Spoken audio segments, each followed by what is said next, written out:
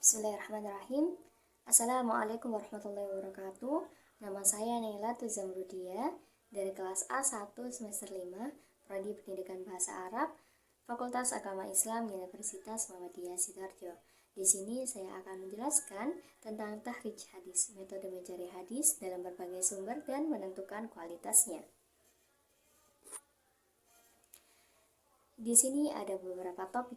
Yang pertama, konsep dasar dan pengertian tahrij hadis. Yang kedua, metode dan langkah-langkah.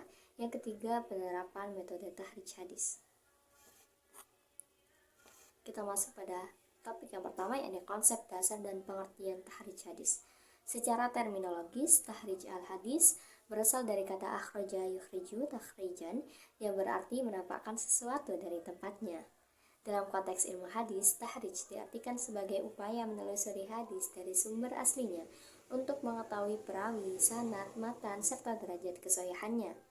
Menurut para ulama klasik seperti Ibnu al-Sholeh dan al-Suyuti, tahrij merupakan bagian dari cabang ulum al-hadis yang berfungsi untuk menyebutkan tempat hadis berada dalam kitab-kitab sumber, menjelaskan sanad dan perawi hadis tersebut, menentukan status kualitas hadis apakah sahih, hasan, atau dhaif. Definisi ini menegaskan bahwa tahrij tidak hanya berorientasi pada pelacakan teks, tetapi juga analisis sanad secara ilmiah. Kemudian metode dan langkah-langkah.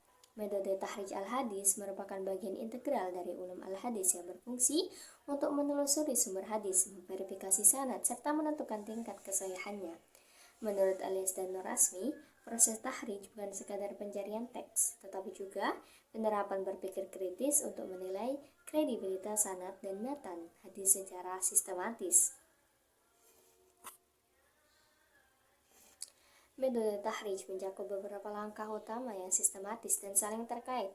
Di sini ada 4 langkah utama. Yang pertama, menentukan kata kunci hadis. Peneliti terlebih dahulu mengidentifikasi frasa utama dari matan hadis, baik dari potongan awal maupun kata kunci penting. Misalnya, pada hadis tentang niat, kata yang digunakan adalah al-a'malu, amal, dan an-niyatu, niat. Yang kedua, menelusuri sumber hadis. Hadis ditelusuri dalam kitab-kitab hadis primer seperti Sahih Bukhari, Sahih Muslim, Sunan Abu Dawud, dan Musnad Ahmad. Pencarian dapat dilakukan secara manual atau menggunakan perangkat digital seperti Maktabas Samila untuk mempercepat proses pelacakan. Yang ketiga, meneliti sanad dan matan hadis. Sanad diperiksa untuk menilai kesinambungan riwayat dan kredibilitas perawi. Sementara itu, matan dianalisis untuk menghindari adanya cacat illah atau kejanggalan syuzud. Yang keempat, menentukan derajat hadis. Berdasarkan hasil analisis, hadis diklasifikasikan menjadi sahih, hasan, dhaif, atau maudhu' sesuai kaidah yang telah disepakati para ulama hadis klasik seperti Ibnu al-Hajar dan al-Suyuti. Kemudian pada topik yang terakhir, yakni penerapan metode tahrij hadis. Dalam konteks klasik, tahrij hadis dilakukan melalui penelusuran langsung terhadap kitab-kitab hadis primer seperti Kutub al-Sittah, Musnad Ahmad bin Hanbal, Muwatta' Malik, dan Sunan al-Darimi. Setiap hadis ditelusuri berdasarkan kata kunci pada matan, nama perawi, atau tema tertentu. Proses ini memungkinkan peneliti untuk menemukan jalur sanad dan membandingkan riwayat hadis pada beberapa kitab untuk memastikan kesinambungan transmisi. Sebagaimana dijelaskan oleh Asman, metode klasik ini mencakup pemeriksaan aspek ittisal al-sanad, ketersambungan sanad, adalah arwah, integritas perawi, dan dab arwah, ketelitian perawi. Analisis tersebut menjadi dasar dalam menentukan apakah hadis tersebut sahih, hasan, atau dhaif. Selain itu, Alias dan Norasmi menekankan pentingnya berpikir kritis dalam proses tahrij dengan membandingkan riwayat antar sumber untuk menemukan indikasi syuzud, penyimpangan, atau illah cacat tersembunyi dalam sanad. Dengan demikian, tahrij berfungsi tidak hanya sebagai alat pencarian, tetapi juga sebagai mekanisme evaluasi ilmiah terhadap kualitas hadis.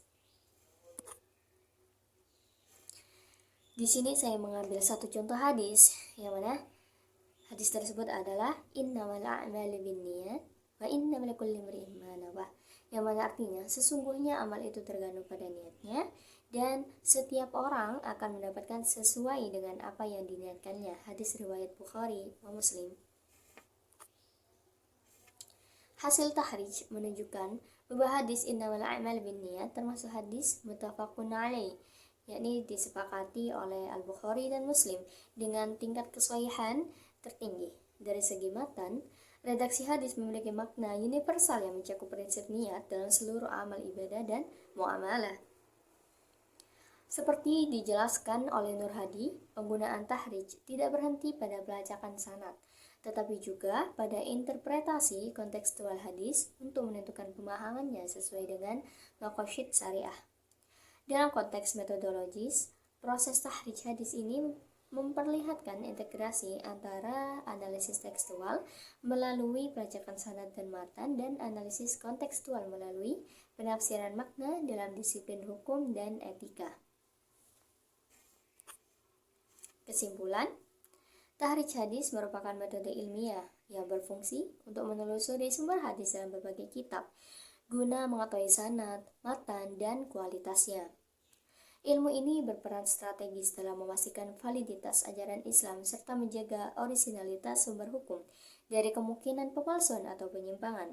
Proses tahrij melibatkan beberapa tahapan sistematis, yakni menentukan kata kunci hadis, melacak sumber dalam kitab primer, meneliti sanad dan matan, serta menilai derajat kesahihannya berdasarkan kaidah ulama hadis. Setiap langkah ini memiliki landasan metodologis yang kuat sebagaimana dijelaskan oleh para ulama klasik seperti Ibnu Al-Saleh, Al-Nawawi, dan Al-Suyuti.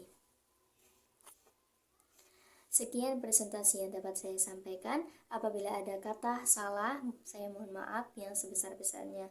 Billahi fi sabilil haq, fastabiqul khairat. Assalamualaikum warahmatullahi wabarakatuh.